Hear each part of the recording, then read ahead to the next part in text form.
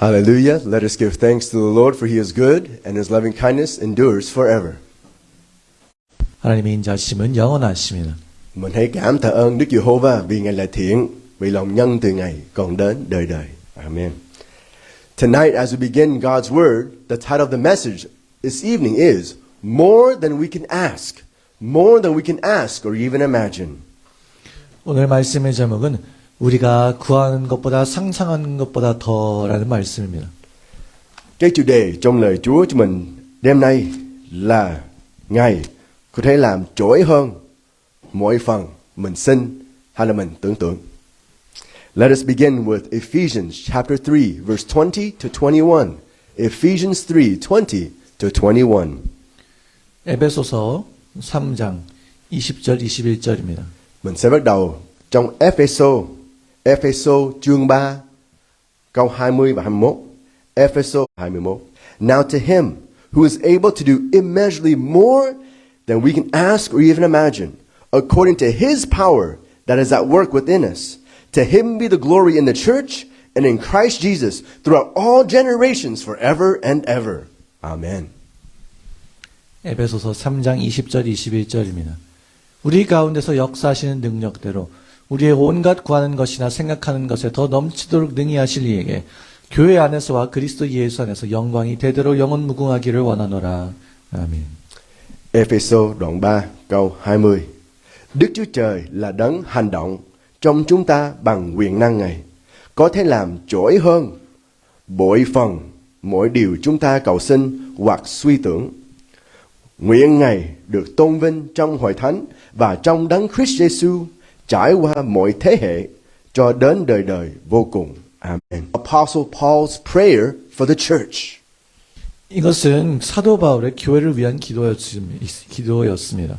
Cái này là lời cầu nguyện của ông Phaolô cho cái hội thánh của Đức Chúa Trời. And this is not just for the church of Ephesus, this is for the church of all time, the body of Christ. 이 기도는 이제 에베소 교회뿐만 아니라 이제 모든 시대의 교회, 그리스도의 몸된 모든 시대의 교회에게 적용되는 말씀입니다. Cái này là lời cầu nguyện của ông Phaolô không phải chỉ cho một hội thánh ở tại Ephesos mà thôi, mà cho cả hội thánh cho đến ngày hôm nay luôn. And as he's praying for the church, he's praying for God to work in the church, God to work powerfully in the church. 이제 하나님께서 교회 안에서 강력하게 역사하심을 위해서 기도하는 기도였습니다. Xong Phaolô ông cầu nguyện cho hội thánh á, là ông muốn mình thấy được cái việc làm của Đức Chúa Trời của Ngài. Cái we can see God work in the church. We can see God work in our life if we ask Him. 우리가 구하면 하나님께서 우리 삶에서 역사하시는 것을 볼 수 있을 것입니다. Xong nếu mình cầu xin Chúa thì mình sẽ thấy được cái gì Chúa làm được ở trong đời sống của mình. But you see, as we ask God to work in our life, as we pray for God to work in our life, you have to know who God is. 우리는 이제 하나님께 역사해달라고 구하면서 기도할 때, 그렇게 할 때 우리는 하나님이 누군지를 먼저 알아야 합니다. So lúc mình cầu nguyện cái điều gì với Đức Chúa Trời hoặc cầu xin điều gì với Đức Chúa Trời, mình có nhận biết Ngài là ai không? You see, when we pray to God, we're asking God, right, to work, and He works in a powerful and a mighty way. 하나님께 기도하면 하나님께서는 역사하시고 놀라운 강력한 능력으로 역사하십니다. Tại lúc mình cầu nguyện á, nghĩa mình làm không được, mình đang nhờ cậy Chúa để làm. And when God works, you have to understand God what we can even imagine.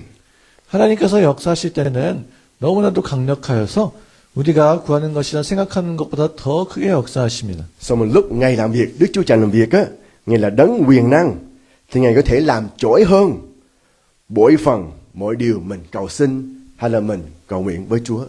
And so I pray and bless you that you pray, but also you see that God works beyond what you even pray for.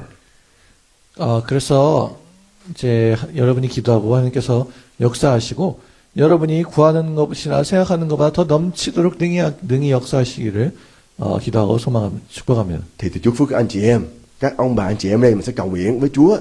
Xong mình thấy Chúa làm việc hành động ở trong đời sống của mình một cách mà trỗi hơn khi mình cầu nguyện hay là cầu xin Ngài luôn. So that God, as He works in that way, He can be glorified in our lives and in the church. 하나님께서 역사하시면 하나님이 영광을 받으시는 것입니다. Xong lúc Ngài làm việc á, thì Ngài sẽ được tôn vinh ở trong đời này đến đời sau. And so let's look at some examples in the Bible where we see God working and doing things more than what people even ask for. 성경에서 사람들이 구하는 것보다 더 역사하신 하나님의 예시를 보겠습니다. Thì giờ mình sẽ nhìn trong lời Chúa để coi mấy cái thí dụ cách mà Ngài hành động mà cái Ngài làm việc á, Ngài làm việc còn hơn, trỗi hơn cái gì một người này hoặc người kia họ xin Ngài nữa. Let's go to Mark chapter 5 verse 24 to 29. Let's go to Mark chapter 5 24 to 29. 마가복음 5장 24절에서 29절 말씀 보시겠습니다. Bây giờ mình sẽ đọc trong phúc âm của Mark chương 5 câu 24 tới 29. Phúc âm của Mark chương 5 câu 24 tới câu Mark chapter 5 verse. Consider carefully what you hear. Excuse me here. Yes, that is good. Mark chapter 5 verse 24. Excuse me. There it is. So Jesus went with him. A large crowd followed and pressed around him. And the woman was there who had been subject to bleeding for 12 years. She had suffered a great deal under the care of many doctors and had spent all that she had. Instead of getting better, she grew worse. When she heard about Jesus, she came behind him in the crowd and touched his cloak, because she thought, if I would just touch his clothes, I would be healed.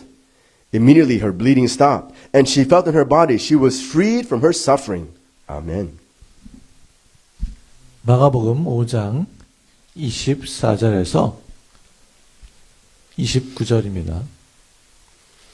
한 여자가 있어 많은 의원에게 많은 괴로움을 받았고 있던 것도 다 허비하였을 때 아무 효험이 없고 도리어 더 중하여졌던 차에 예수의 소문을 듣고 무리 가운데 섞여 뒤로 와서 그의 옷에 손을 대니 이는 내가 그의 옷에만 손을 대어도 구원을 얻으리라 함이라. 이에 그의 혈루근원이 곧 마름에 병이 나은 줄을 몸에 깨달으니라.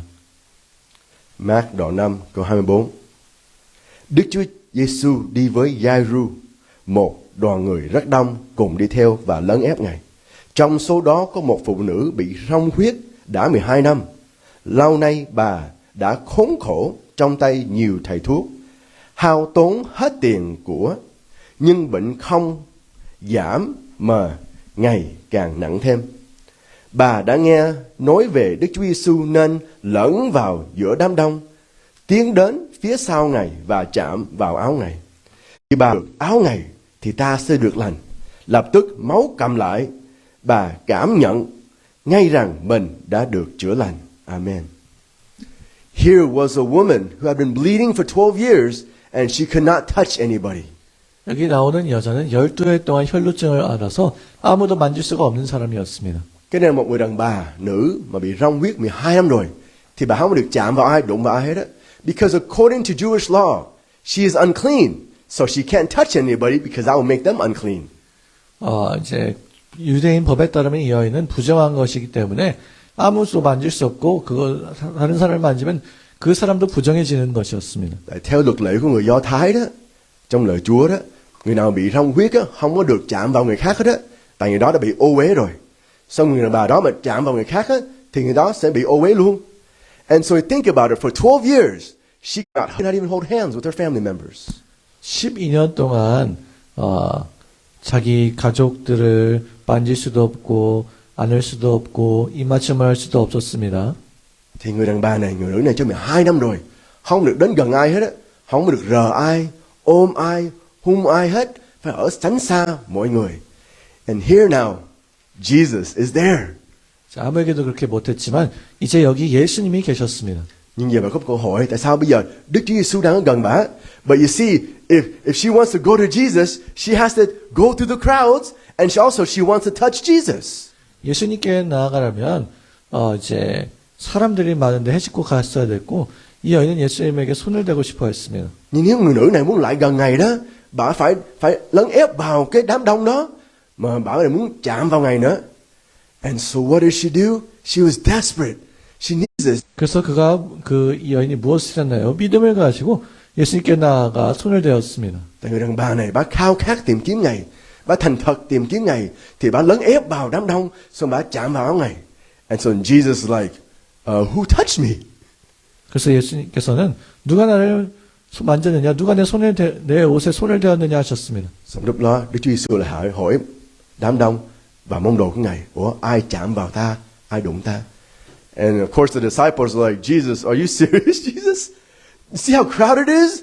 Everybody's touching you, Jesus. Are you sure about this question? 예수님, 다른 사람들이 다 이렇게 많아서 다 밀치는데, 당연히 다 밀치고 있죠. 라고 한 것입니다.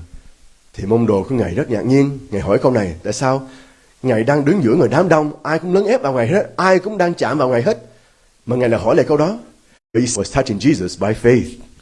모든 사람들이 예수님께 손을 대었지만, 모든 사람들이 다 믿음으로 예수님께 손을 댄 것은 아니었습니다. Dù mọi người đang chạm vào Ngài, nhưng không nghĩa là mọi người đang chạm vào Ngài hay là đụng Ngài bằng đức tin của họ. See, everyone was close by Jesus and touching Jesus, but not everyone saw the power of Jesus. 예수님을 많은 사람들이 다른 사람들이 예수님을 보고 손을 댔지만 예수님의 능력은 보지 못했습니다. Dù là mọi người trong đám đông ở gần Đức Chúa Giêsu, nhưng không có nghĩa là mọi người thấy cái quyền năng, cái năng lực của Đức Chúa Giêsu. And so here, this woman, when she touched Jesus, she was healed. 이 여인이 예수님에게 손을 대었을 때 이 여인은 치유를 받았습니다. Sao người đàn bà này chỉ chạm vào Ngài thôi, bà lập tức ngay lúc đó bà được chữa lành. 12 years, no money, no doctor. In an instant, just like that, she was healed. 12해 동안 돈이나 의사도 고치지 못했던 Thời gian rất là ngắn, ngay lại lúc đó, cái bà được chữa lành liền. But you see, Jesus wanted to do more than just physically heal her.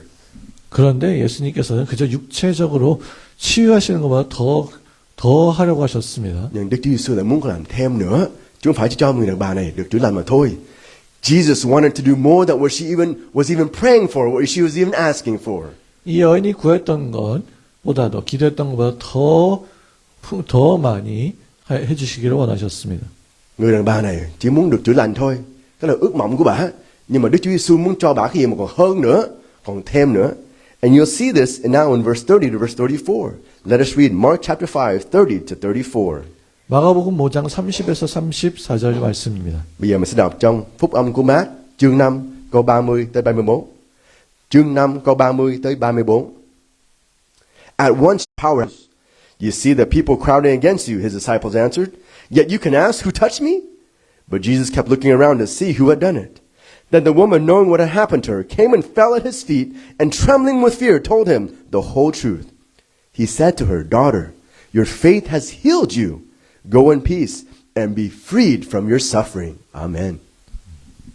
예수께서 그 능력이 자기에게서 나간 줄을 곧 스스로 아시고 무리 가운데서 돌이켜 말씀하시되 누가 내 옷에 손을 대었느냐 하시니 제자들이 여짜오되 무리가 에워싸 미는 것을 보시며 누가 내게 손을 대었느냐 물으시나이까 하되 예수께서 이 일 행한 여자를 보려고 둘러보시니 여자가 제게 이루어진 일을 알고 두려워하여 떨며 와서 그 앞에 엎드려 모든 사실을 여짜온데 예수께서 가라사대 딸아 네 믿음이 너를 구원하였으니 평안히 가라 네 병에서 놓여 건강할지어다.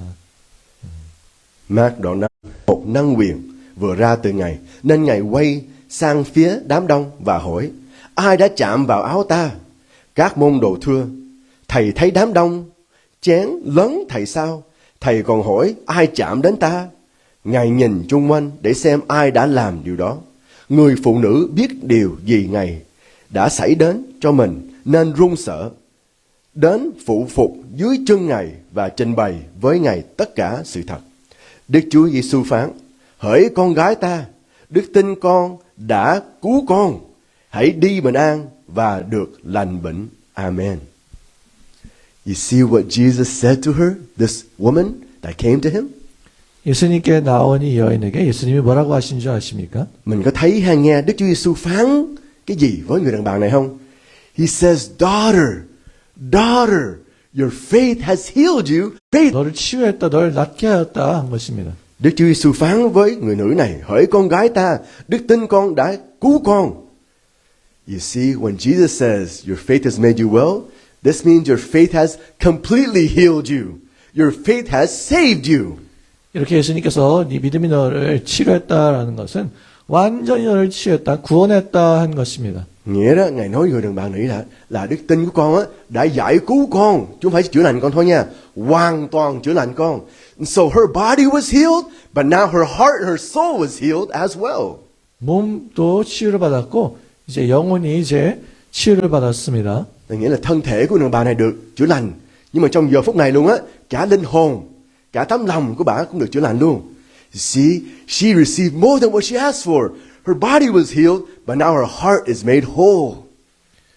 이제 구하는 것보다 이 여인의 육체는 이제 온전해졌습니다. Thì cái điều Chúa làm, cái sự hành động của Chúa đó còn trỗi hơn cái gì người đàn bà này cầu xin. You see, notice what Jesus said. He says, daughter, daughter. 예수님께서 뭐라고 하셨는지 보세요. 딸아라고 말씀하셨습니다. Thì Đức Chúa Giêsu nói người đàn bà này, hỡi con gái ta, hỡi con gái yêu dấu của ta. You see, at that moment, she became a daughter of God. 이때 이 여인은 하나님의 딸이 된 것입니다.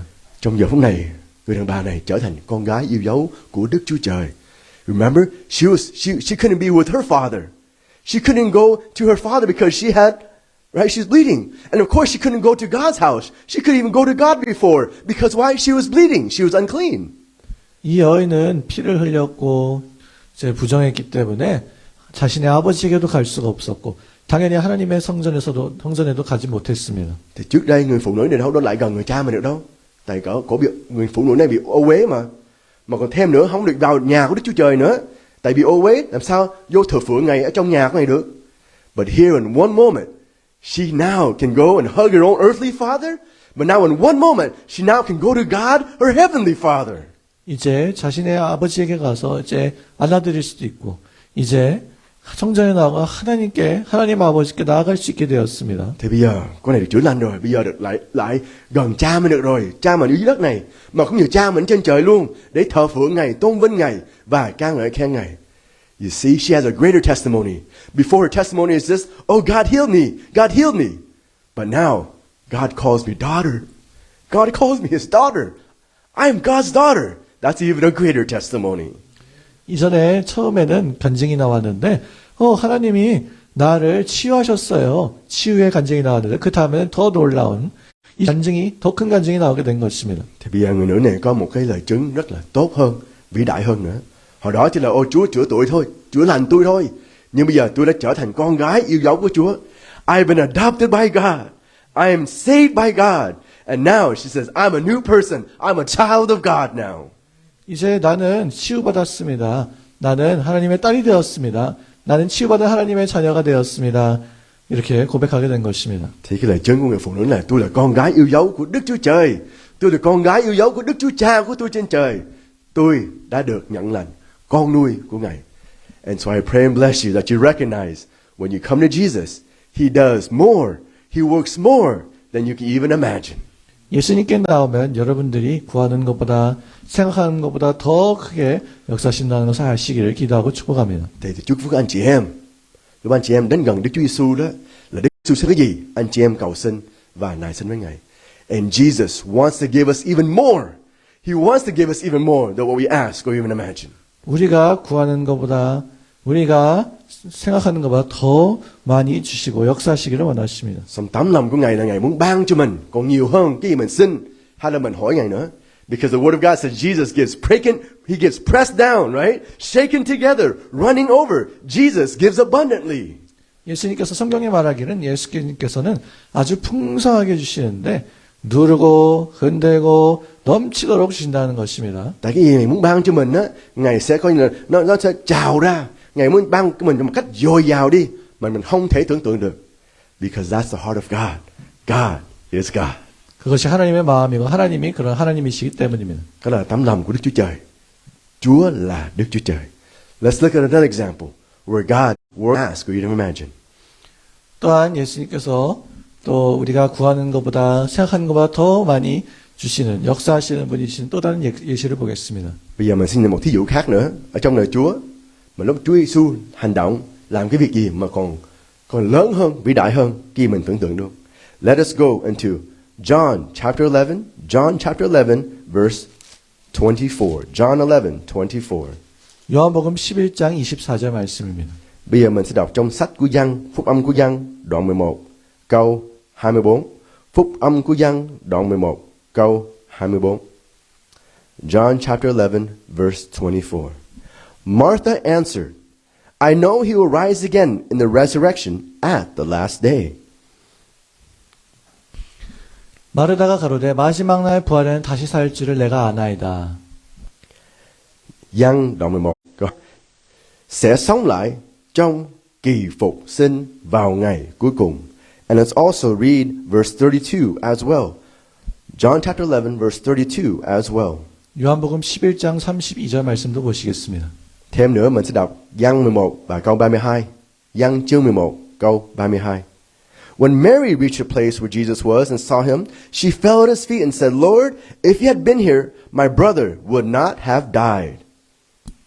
마리아가 예수 계신 곳에 와서 보이고 그 발 앞에 엎드려 가로되 주께서 여기 계셨다면 내 오라비가 죽지 아니하였겠나이다 하더라. Giăng chương 11 câu 32. Khi đến chỗ Đức Chúa Giêsu, vừa thấy Ngài thì Mary phụ phục dưới chân Ngài và nói, Thưa Chúa, nếu có Chúa ở đây thì anh con không chết. Here Jesus visits some sisters named Mary and Martha. 읽겠습니다. Trong cái đoạn này, Đức Chúa Giêsu đến thăm viếng hai người chị em là tên là Mate và Mary. And their brother Lazarus had died. 이제 방문하셨는데 이 자매의 오라비인 나사로가 죽었기 때문이었습니다. Tại vì Mate và Mary có một người anh tên là Lazarus. Rồi xong này, Lazarus đã chết rồi. And so Jesus comes and you see in Martha's response that Martha believes in Jesus. 이제 예수님께서 말씀하시고 또 마르다가 이제 예수님을 믿는 것을 볼 수 있습니다. Thì mình thấy trong cái câu trả lời của bà Mate là bà Mate tin vào Đức Chúa Giêsu. And she believed that Jesus could even resurrect Lazarus, but that's going to be much later on. He'll be raised up on the last day in verse 24. 예수님께서 오라버니를 살려주실 것도 믿지만 마지막 날 부활에 다시 부활시키실 것을 이제 안다고 믿는. Xong tin rằng là ok sau này trong ngày cuối cùng đi là Lazarus sẽ sống lại. But also Mary believed in Jesus too, and Mary believed, oh Jesus, if you were here before, if you had just come earlier, right, then he would have been healed from his sickness. He wouldn't have died. 또한 마리아는 또 말하기를 주님께서 여기 계셨다면 내 오라비가 죽지 아니하였겠나이다. 치유를 받았을 것입니다. 말했습니다. Thì trong câu 32 mình thấy Mary cũng tin vào Đức Chúa Giêsu, xong tin rằng nếu mà ngày đến sớm hơn á thì là anh ta sẽ không chết, sẽ được chữa lành rồi, sẽ không chết. But you see, as they ask Jesus to come, they're like, oh now it's too late. Our brother is already dead. 그런데 예수님이 이미 늦었어요. 제 오라비가 이미 죽었어요. 한 것입니다. Trước đó là hai chị em này đã đi tìm kiếm Đức Giêsu, nhưng bây giờ lúc Đức Giêsu đến á, nghĩa là quá trễ rồi, anh ta đã chết rồi. And they believe in Jesus, but they didn't know what was about to happen right there. 그들은 예수님을 알고 믿고 사랑했지만 여기서 무슨 일이 일어날지는 몰랐습니다. Thì hai chị em này yêu mến Đức Chúa Giêsu, nhận biết Đức Chúa Giêsu và cũng tin vào Đức Chúa Giêsu luôn, nhưng mà không biết cái Ngài sẽ làm ngay trong giờ phút này, because they did not know that Jesus at that very moment was going to go to the tomb and even raise Lazarus from the dead. 그들이 이제 가서 이제 예수님께서 무덤에 가셔서 나사로를 이제 다시 살리시는 것입니다. Nhưng hai chị em này không có ngờ rằng là Đức Giêsu sẽ lại cái mộ, xong lúc đó ngay tại lúc đó sẽ kêu Lazarus ra, xong Lazarus sẽ sống lại. Remember, Jesus went and opened the tomb, and he just simply said, Lazarus, come out, Lazarus, come out, and he came back to life. 예수님께서 이제 열린 그 무덤 문에서 이제 돌을 옮겨놓고 이제 말을 했습니다. Thì Ngài lại cái mộ của ông Lazarus, kêu họ dời cái tảng đá đi, xong rồi kêu Lazarus hãy ra, Lazarus hãy ra, kêu tên Lazarus, rồi Lazarus sống lại. You see, Jesus did more what they could even imagine. 예수님께서는 그들이 상상하는 것보다 생각하는 것보다 더 크게 역사하셨습니다. Cái việc mà Ngài làm á, nó còn trỗi hơn, còn vĩ đại hơn cái gì mà hai cô ta xin Ngài nữa. Because that's how God works. God works beyond what we can ask for or even imagine. 하나님께서는 그렇게 역사하시는데요. 우리가 구하는 것보다 우리가 생각하는 것보다 더 크게 역사하십니다. Tại cách Chúa làm việc là như vậy đó. Chúa là Đức Chúa Trời. Cái Ngài làm á còn trỗi hơn, nó còn lớn hơn cái gì mình tưởng tượng được nữa. And Jesus said this. He told them plainly. Let us read here in 26. John chapter 11 verse 25 and 26. 요한복음 11장 25절 26절에서 분명하게 말씀하셨습니다. Bây giờ mình trở lại trong Giăng chương 11, mình đọc câu 25 và 26. chương 11, 25 và 26. Jesus said to her, I am the resurrection and the life. He who believes in me will live, even though he dies. And whoever lives and believes in me will never die. Do you believe this? 요한복음 11장 25절 26절입니다. 예수께서 가라사대 나는 부활이요 생명이니 나를 믿는 자는 죽어도 살겠고 무릇 살아서 나를 믿는 자는 영원히 죽지 아니하리니 이것을 네가 믿느냐. Đức Chúa Giêsu nói với Ma-tê, ta là sự sống lại và sự sống. Người nào tin ta sẽ sống mặc dù đã chết rồi. Còn ai sống mà tin ta thì sẽ không bao giờ chết. Con có tin điều đó không? You see, Jesus knows who I am. 예수님께서는 너가 나를 믿니? 내가 누군지 아니? 하시는 것입니다. Đức Chúa Giêsu hỏi Mary và Ma-tê, con có tin điều đó không? Con có tin vào ta không? You see, so many times we are like Martha and Mary. 많은 때 우리가 마르다와 마르다 같습니다. Nhiều lúc mình cũng giống bà Ma-tê và bà Mary thôi. We believe in Jesus, but we still don't know what he's going to do. 우리가 예수님을 믿지만 예수님께서 무엇을 하실지 잘 모릅니다. Mình tin vào Ngài, nhưng mình không có thấy được cái gì Ngài sẽ làm. And at this point, Mary and Martha learned more about Jesus. And they saw even how greater Jesus is. Then they knew who he was. He was greater than who they believed he was to be. 마리아와 마르다는 믿었고, 나중에 예수님께서 하신 큰 일을 보게 되었고, 정말로 말씀대로 하시는 분이심을 알게 되었습니다. Thì trong lúc này, Mary và Ma-tê không có ngờ Ngài làm được cái điều này. Và càng tin Ngài còn hơn lúc trước nữa. Because they believed Jesus could heal. They believed Jesus, right? He could help people. But they didn't know Jesus was going to raise their brother from the dead after being in the tomb. 예수님께서 치유하시고 도와주실 것은 믿고 알았지만, 오빠가 죽었는데 죽은 사람을, 무덤에 있던 사람을 다시 살리실 줄은 몰랐습니다. Thì Mary Ma-tê tin rằng Đức Giêsu chữa lành anh ta được, nhưng không có ngờ là sẽ cứu anh ta từ chết sống lại ngay lúc đó. And so we may have many testimonies of our life, and we've already seen God work in our life, and praise God for those testimonies.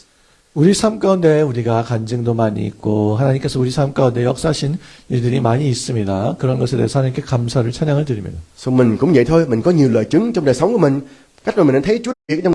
하나님께서 우리를 이미 이전에 치료하셨던 것을 우리가 보았습니다. Mình đã thấy Chúa chữa lành mình rồi. We've seen God provide for us many times before. Amen. 하나님께서 이전에 우리에게 많이 공급해 주셨던 것을 우리가 봤지요. 아멘. Mình đã thấy Chúa coi như là cung cấp cho mình rất nhiều lần rồi, phải không? We've also seen God protect us many times, even protect us from death many times already before. Amen. 하나님께서 이미 이전에 많이 우리를 보호하셨고 심지어 죽음에서도 보호하셨던 것을 우리가 이미 경험하고 알고 있습니다. Xong có nhiều lần trong đời sống mình đã thấy Chúa giải cứu mình rất nhiều lần rồi. Mình xem chết rồi mà Chúa đã cứu mình sống lại rồi. But even after all those things, of course, we believe in God because we've seen God work in our life.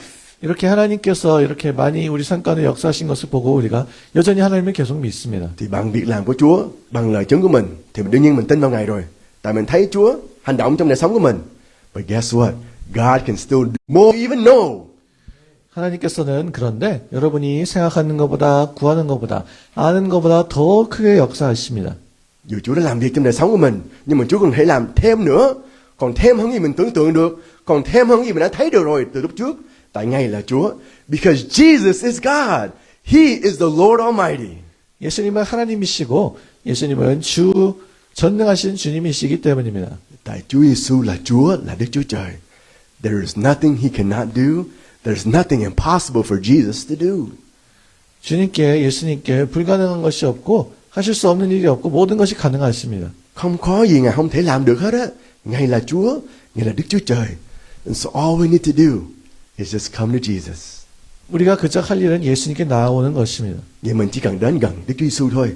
All we need to do is pray to Jesus. 우리가 할 일은 그저 예수님께 기도하는 것이. Is depend upon Jesus, trust in Jesus. 우리가 할 일은 그저 예수님을 의지하고 신뢰하는 것입니다. Mình chỉ cần hết lòng tin cậy vào Ngài thôi, nương cậy vào Ngài thôi.